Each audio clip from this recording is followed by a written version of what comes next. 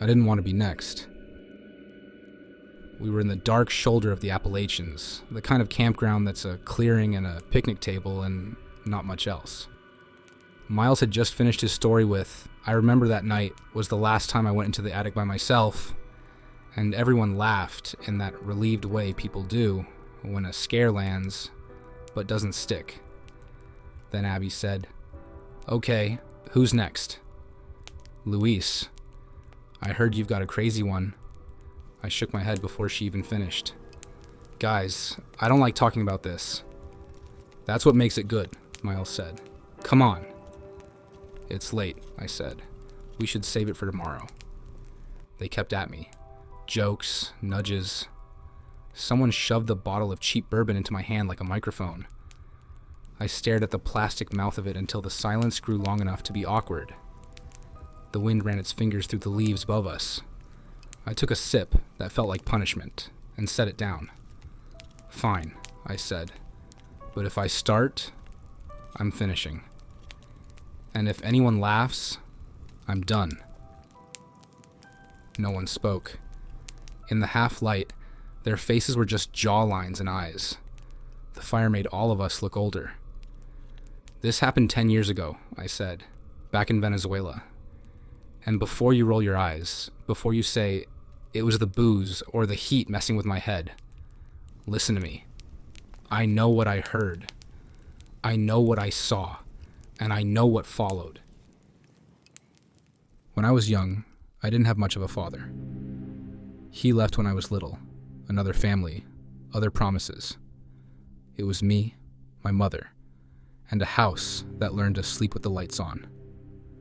The first time I got drunk, it was at an older cousin's birthday, and people were too busy singing to notice a kid wandering off with a beer bottle.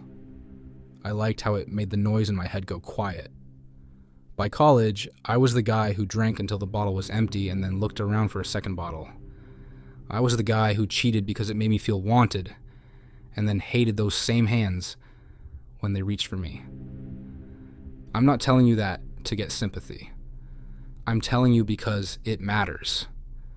One night, after a long run at a bar by the market, beer, rum, I don't even remember, my friends peeled off in groups, and I walked home alone. The street was warm and hollow. It was late enough that the storefronts had turned their faces to the wall. I remember the stray dogs sleeping with their noses tucked under their tails, and the way a billboard flickered like a failing heartbeat. And then I heard the whistle.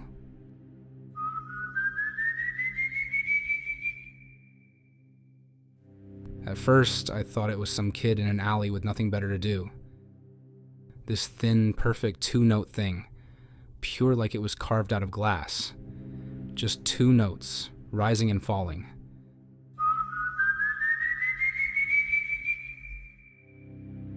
The second one higher, a little bright, a little wrong. It sounded close enough that I turned and looked behind me, expecting to see a body. Nothing. I scanned the empty street. I waited, because when you're drunk, you think waiting is the same as being invisible.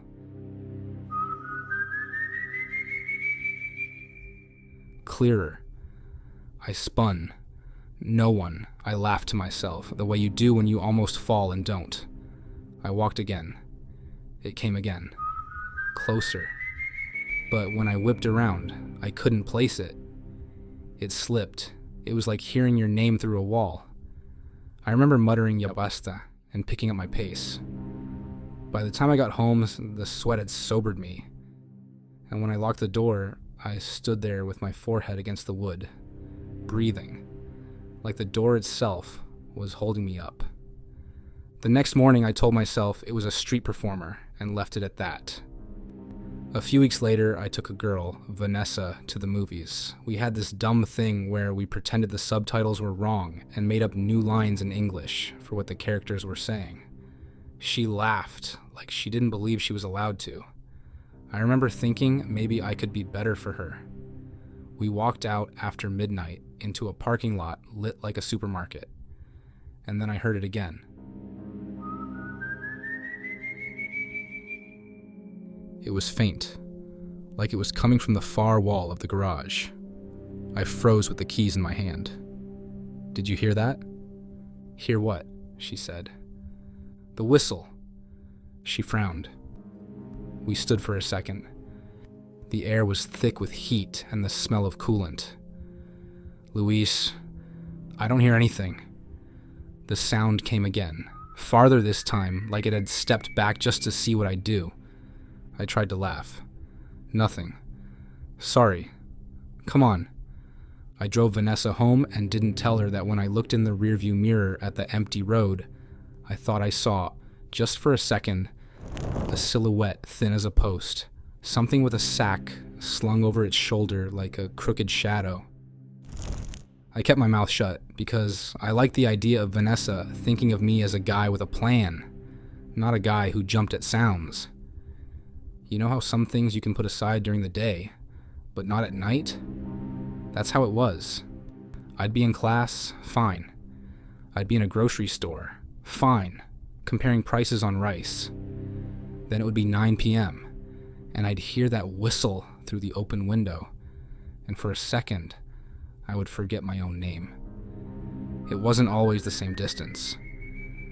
That's the thing that messed with me. Sometimes it sounded like it was right behind my ear, and when I whipped around, there would be nothing but my own stupid reflection in a dark window. Other times it sounded like it was on the next block over, thin and far, and I'd feel something in my chest seize up like a fist. If I had known then what I know now, I would have realized that far means near, and near, well, near means you might still have a chance. The whistle came when I was sober. It came when I was with friends who insisted they heard nothing but the traffic and the night.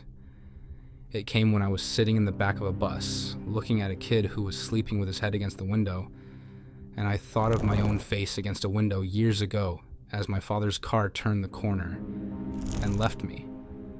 I started drinking more, not less. I told myself it was to sleep. I told myself lots of things. There were rumors, old stories everyone hears growing up, but no one believes because they live in the same bucket as witch stories and ants who can cure the evil eye. El Silbon, they called him. The Whistler. A boy who killed his father and was cursed to walk forever with his bones in a sack. I used to laugh at those stories and tell girls they were just ways to scare kids into not drinking. Tell them how, when I was little and didn't come home before dark, my mother would stand on the porch and whistle the same 2 notes. And when I heard them, I'd run because I didn't want to get grounded. I didn't tell anyone that now. When I heard the whistle, my legs wanted to run the other way. I tried to be better. I really did. For a week I didn't drink. I didn't cheat. I apologized to a guy whose girlfriend I'd kissed. And he said, "Okay, but stay away from her." And I nodded and meant it. For a week the whistle didn't come. I thought, see? It's just guilt. It's just the mind gnawing on its own bones. Then on a Sunday at noon, walking through a supermarket with a basket on my arm, trying to choose between 2 brands of tomato sauce, right next to me, I looked down the aisle. An old woman pushing a cart looked back at me and shook her head. I left the basket where it was and walked out without buying anything. When I stepped into the sun, the light felt like needles in my eyes. After that, I started hearing it everywhere. Parking lots, bus stops, bathroom stalls, in the hiss of a shower, in the music of a club, a clear line floating straight through the beat like a knife. I stopped going out after dark, which meant my friends started calling me names I pretended didn't hurt. The girl I was seeing then, another one, I won't say her name, asked me if I was okay. I said I was tired, and she told me I could rest with her, and I said no, and she stopped asking. I was already practicing leaving by then, even though I didn't know it. The night it broke, I wasn't planning on going anywhere. My friends were grilling on the patio of a house one of them rented, and I told them I wasn't coming. They said I was soft. They said I was getting old. I looked at my ceiling for an hour, listening for a sound I hated, and then said, "Screw it, I'm a man. It's a party. I can go to a party." I left the house just after the sun slid off the edge of the buildings. It's funny how you can misjudge time when you're trying not to be afraid. I told myself I'd be there while the sky was still blue, and I'd leave before it went fully dark. I got lost on the way. Streets I'd walked 1,000 times, folded into each other. A dog barked, and the sound of it made me think of the stories about how dogs hate him, how dogs can smell the bones in his sack. I parked 3 blocks away because there was a soccer match somewhere, and every driveway was full. I remember the taste of the air like someone had burned hair. I walked down a sidewalk toward the yellow light of a front window, and then everything changed. I know how it sounds. I do. But the way I remember it is this. One step I was in a neighborhood with houses and satellite dishes and old cars up on bricks. And the next step, I was in the woods. Not just any woods. Woods like the ones up here, tall and crowded, swallowing the sky. There was a moon, and it looked close enough to touch. The light from the house was gone. Or maybe it was behind a wall of trees I couldn't see through. The air went cold and thin. The quiet had a weight. And then I heard the whistle. Far away. So far, it could have been a radio station broadcasting from a mountain. It came from the left, then from the right, then behind me. I turned in a circle, tried to spot a path. My mouth went dry like I'd swallowed sawdust. "Hello?" I said. "Who is there?" No one answered. The whistle went on. Far. So far. And my heart knew, in the dumb animal way bodies know things before brains do, that far meant close. I ran. I don't know which direction. I just picked the black space between 2 trunks and moved my legs like they belonged to someone else. The ground felt wrong, underfoot, too soft. Like it would give, like it would swallow me. The whistle stopped. That might be the worst part. It stopped, and the silence throbbed. And then I saw it. Tall, lanky, not like a basketball player, not strong. Lanky like something that had been stretched on a rack. Its clothes didn't sit right.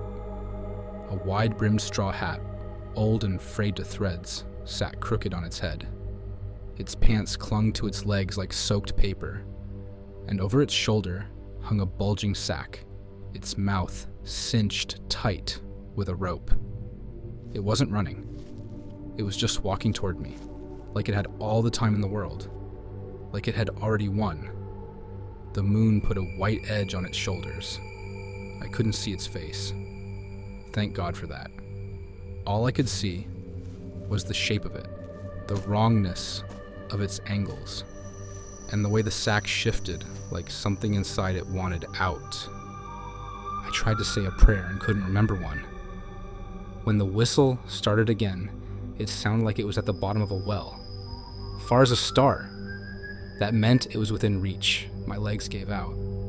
I fell backward, palms skidding on leaf mold that wasn't there a second ago. My elbow hit something sharp, and hot bloomed in my arm. I yelled for help, not with my friends' names, with my mother's. I closed my eyes because I didn't want the last thing I ever saw to be that sack and what it carried. Here's the part I can't explain. I don't know how long I lay there. Time stretched like gum on a shoe. At some point, I felt hands on my shoulders and heard someone say my name. When I opened my eyes, I was in the street where I'd started. Asphalt under my palms. Streetlight buzzing. The front door of the party house opening. And 2 guys stepping out, laughing, and then stopping when they saw me. "Dude," one of them said, "what are you doing on the ground?" I told them I'd tripped. They helped me up, one on each arm, laughing with that edge of relief that meant they were a little scared. Inside, the smell of charcoal and meat beat back the cold that was stuck to me. I didn't drink. I didn't eat. I sat in a chair against the wall and watched people move around me like I was behind glass. When I went home that night, I walked in the middle of the road, not the sidewalk. I kept my eyes on the horizon where the power plant smokestacks cut the sky. I didn't hear the whistle. I wouldn't have trusted my ears if I had. You hear people say, a moment changed them, like a lightning strike. That wasn't me. I wish I could tell you I woke up the next day a saint, but I didn't. I still made mistakes. I still did things I'm ashamed of. But the part of me that thought nothing could touch me got quiet.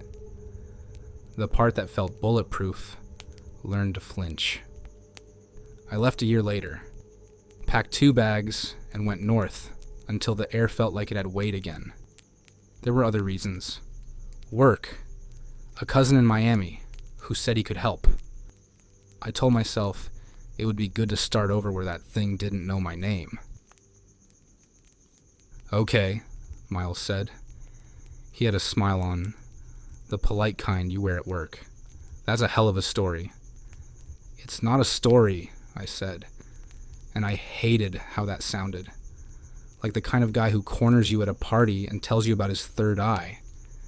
Abby blew into her hands. You really think it was... You know. She didn't say the name. I don't think, I said. I heard the whistle. Maybe it was a bird, Tom said. They have those in South America, right? Shut up, Abby told him. I laughed, but it didn't sound like me. It's fine. You don't have to believe any of it. Most people back home didn't either. My mother didn't want to.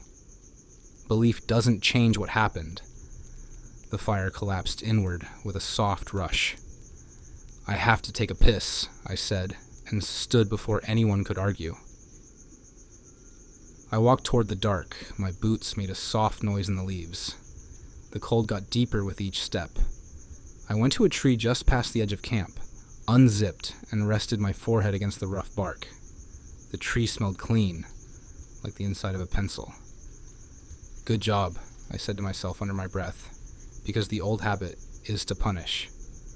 Great job, Luis. Tell the scary story. Make everyone look at you like you're broken. Your friends back home didn't believe you. Mama didn't want to hear it. Why would these people? Why do you keep talking about it? Beyond the tree, the mountain breathed. I could hear the creek somewhere down the slope. If I'd turned to look back, I would have seen the low orange of the fire, the silhouettes of my friends leaning together, the bottle passing hand to hand. I closed my eyes because the bark felt good on my forehead, and because, for a second, I didn't want to be anywhere at all. In the dark behind my lids, I saw the shape I always see, thin and tall, as if I'd held the memory up to the light so many times it had burned into me. That's when I heard it. Not from camp, not from the creek, not from the road. Far. So far, it could have been another country away. So far, it could have been a memory. I don't know how long I stood there. Time behaves badly when you're afraid. My eyes watered from keeping them open too long. Then, from behind me, close enough that the hair on the back of my neck lifted. Soft, near, the good distance. The distance that says you still have time. I turned. There was nothing, just trees, and the path I had made with my own feet. I waited for my heart to slow. I told myself, again and again, that I was alone. Back at camp, the fire was lower, but still holding on. Someone had found marshmallows and was failing to toast them. They looked up when I stepped into the light. Abby searched my face like she expected blood. "You okay?" she said. "Yeah," I lied. "Fine." Miles gave me a look that was somewhere between pity and teasing and said, "So is your guy. Here in the mountains now, or what? Forget it, I said, and sat down. The bottle made its way to me. I passed it on. We told 2 more stories, laughed too loud, practiced being normal. At some point, Tom said he could hear an owl, and we all listened, and I nodded because it was easier than saying I heard something else. When the fire finally fell apart, we kicked dirt over it and zipped the tent and lay in nylon, breathing each other's breath. The ground under my sleeping bag felt like the street outside my mother's house. I closed my eyes, and when the dark rushed up to meet me, I tried to keep it out, the way you hold a door with your shoulder when someone's trying to come in. Far as a memory, if I sleep, I dream of him. If I don't, I hear him anyway. Maybe that's the joke. Maybe that's the price. I can tell myself I left. I can tell myself I'm different. I can tell myself the mountains are not the plains, and the air here is not the air there. I can tell myself 100 things, and hear the whistle cut through them all like a fishing line. It's late now. The tent is full of quiet. Outside, the creek breathes. The wind fusses at the trees like a mother straightening a shirt. I'm writing this by phone light, because if I don't put the words somewhere, they'll stay stuck inside me, buzzing. If you ever hear it, listen hard.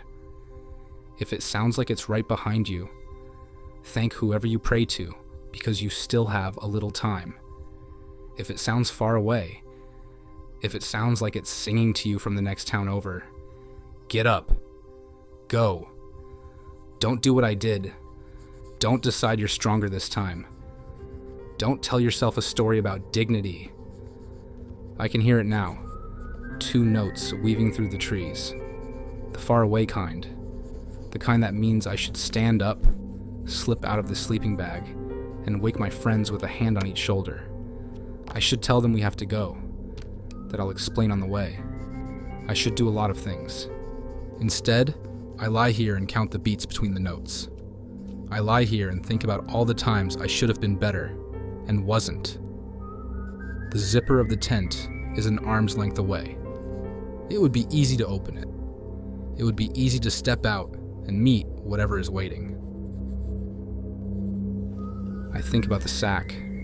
I think about the sound bones make when they knock against each other in a bag. I think about my father's hands on a steering wheel, the way they never waved. There are some stories you tell to make people jump, and some you tell to make them think. This isn't either. This is just what happened. This is me, riding by the light of a battery that will die sooner or later. This is a mountain where no one knows my name, and a sound that found me anyway. I'm going to close my eyes now. Not because I'm brave, not because I think it will go away, because I am tired, and because sleep is the only place he looks like a man, instead of a door I can't keep shut. If you ask me tomorrow whether I heard anything, I'll tell you no. I'll say it was the wind or an owl or the creek making music with its stones. You'll nod like you're doing me a favor. You'll believe the lie because it's kind. But I heard it. I hear it. I hear it now. And I don't know what will be different when I open my eyes.